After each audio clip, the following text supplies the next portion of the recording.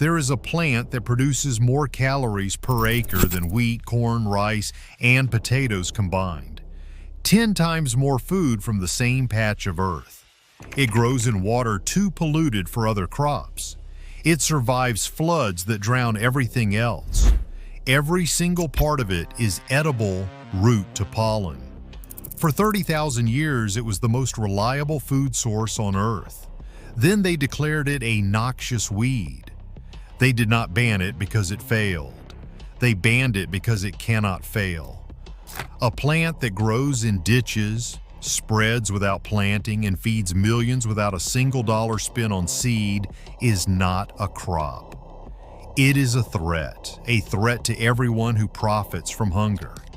This is the story of the plant that feeds the desperate, the forgotten, and the free, the one they taught you to ignore. Welcome to Traditional Harvest. Before we begin, if these stories matter to you, the best way to preserve this wisdom is simple. Subscribe, hit the bell, and share these harvests with those who need to remember what we forgot.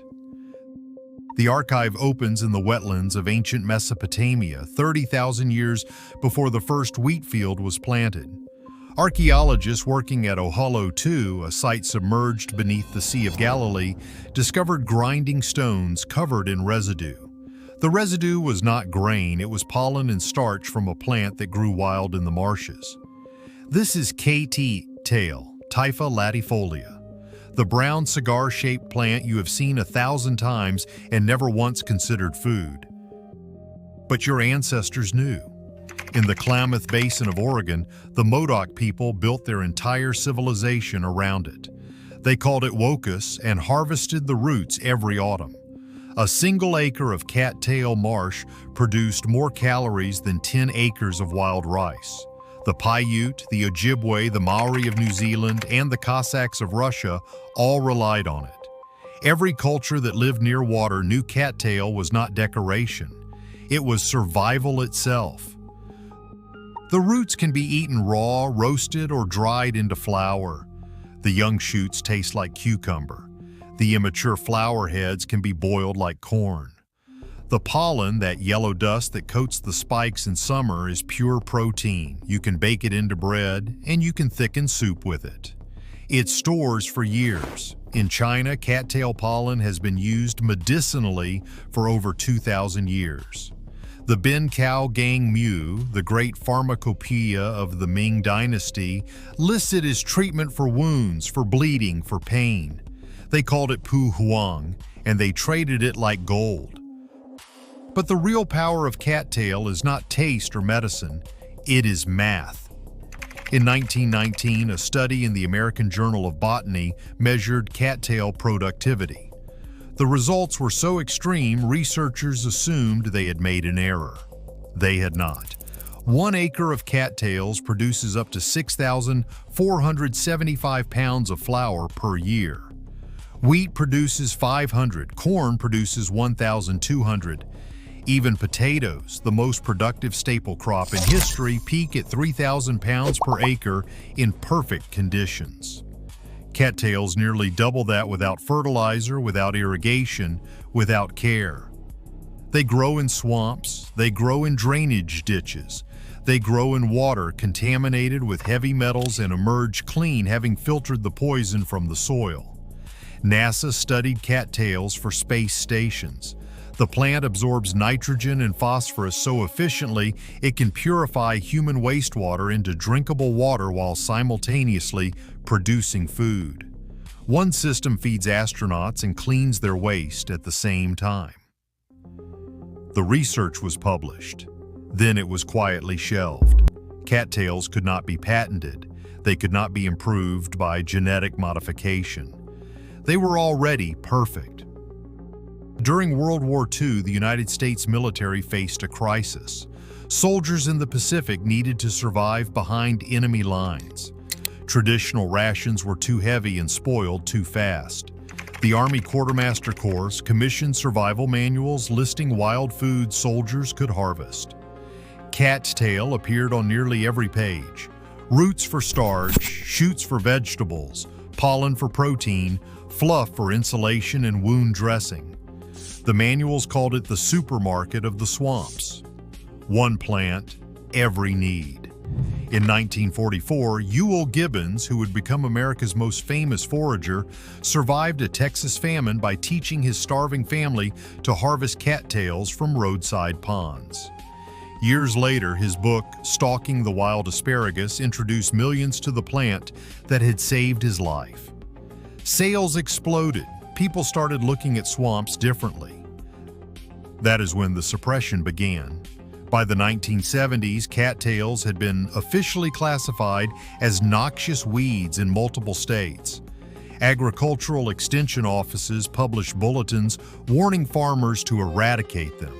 Wetland drainage, already accelerating, became national policy. The Army Corps of Engineers filled marshes with concrete. Developers paved over swamps for shopping malls. The justification was always the same. Wetlands were waste. Cattails were weeds. Progress required their elimination. What they did not mention was that cattails produced more food per acre than the corn planted in their place. They did not mention that cattail marshes filtered water for free, a service that would cost billions to replicate with treatment plants. They did not mention that every acre of cattail destroyed had to be replaced with chemical fertilizers, pesticides, and irrigation systems sold by the same corporations lobbying for drainage. In Europe, the pattern repeated. Cattails were classified as invasive species threatening biodiversity. Grants funded their removal. Herbicides were sprayed into wetlands. Meanwhile, those same countries spent billions importing grain that produced a fraction of the calories cattails could provide from land they had poisoned into uselessness. The nutritional profile makes the suppression criminal. Cattail flour contains approximately 266 calories per 100 grams. It is rich in fiber, potassium, and manganese. The young shoots contain vitamin C at levels rivaling citrus. The pollen contains up to 13% protein and essential fatty acids. Combined, a single cattail stand provides complete nutrition. The plant is also perennial. Cut the shoots in spring, harvest roots in fall, gather pollen in summer. The same stand feeds you forever. You never buy seed. You never buy fertilizer. You never ask permission. That is the real threat. In 2008, researchers at Villanova University published a paper calculating the biofuel potential of cattails. The results stunned the energy industry. Cattail biomass produces more ethanol per acre than corn. It grows on marginal land unsuitable for other crops. It requires no inputs. The paper concluded that cattails could provide a significant portion of America's fuel needs, while purifying contaminated water and producing food simultaneously. The paper was cited a few times. Then it vanished from mainstream discussion. Corn ethanol, which requires massive subsidies, chemical inputs, and destroys topsoil, remains national policy. Cattails, which offer the same product with none of the costs, remain classified as weeds. In Bangladesh, where flooding kills thousands and destroys rice harvests annually, cattails thrive. They grow in the exact conditions that drown staple crops. After cyclones flatten everything, cattails stand tall, their roots holding soil against erosion. The locals call them hogla and use the leaves to weave mats, the roots for food, the fluff for stuffing. No international development agency promotes cattail cultivation.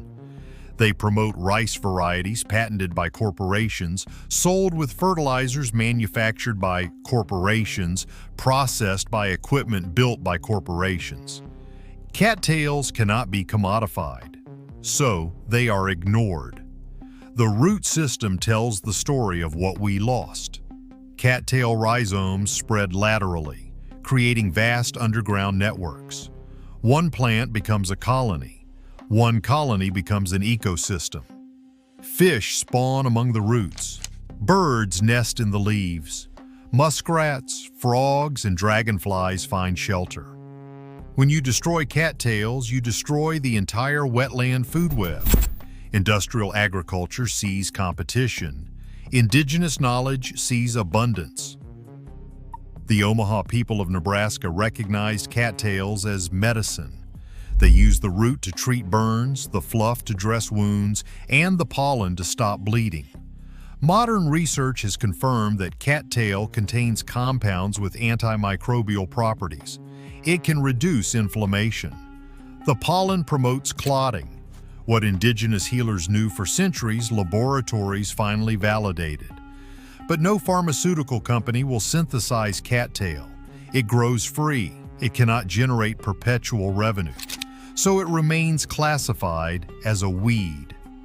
In Ukraine, during the Holodomor famine of 1932, Soviet policies deliberately starved millions. Grain was seized, farms were collectivized, people ate bark, leather, and the dead. Those near marshes survived on cattails. The plant that could not be collectivized, could not be seized, could not be starved into submission kept families alive. It had no owner, it asked no permission, it just grew.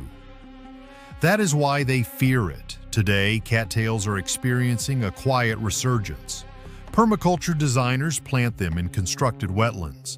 Survivalists stockpile knowledge of wild harvest.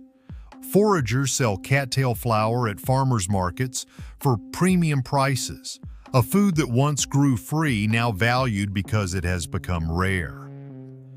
Climate change is drowning coastlines. Saltwater intrusion is killing freshwater crops. Floods are becoming annual events. The crops we depend on require conditions that are disappearing. Cattails require only water and time. They thrive where rice fails. They produce where corn drowns. When the floods come, and they are coming, the cattail will be waiting. Not in seed catalogs, not in corporate warehouses, not behind patents and licensing agreements, just waiting in the ditches, the ponds, the abandoned places where nature still decides what grows. Every acre of wetland destroyed was an acre of food erased. Every cattail classified as a weed was a calorie declared illegal. The pattern is clear. Plants that feed freely must be eliminated. Plants that require purchase must be promoted. Hunger is profitable, abundance is not, but the plant survives. Cattails are nearly impossible to eradicate. Cut them, they regrow. Burn them, the roots sprout again. Poison them, fragments survive to spread anew. They are perennial, persistent, and patient. They were here before agriculture. They will be here after it fails. The knowledge is not lost. It waits in the marshes, in the neglected edges where cement has not yet reached. It waits in the memories of elders who remember when swamps were supermarkets. It waits in your own body, which recognizes cattail starch as food because your ancestors ate it for 30,000 years before corporations told you it was a weed. We did not stop eating cattails because they failed us.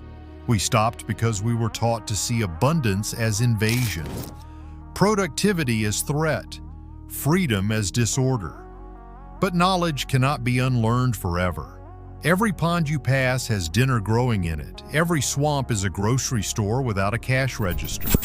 Every wetland they paved was a feast they stole. The cattail is still here. It grows where nothing else can. It produces more than anything else does. And it belongs to no one, which means it belongs to everyone. If this harvest opens something for you, subscribe to Traditional Harvest and hit the bell. Every like and every share preserves what they tried to erase. The next harvest opens soon.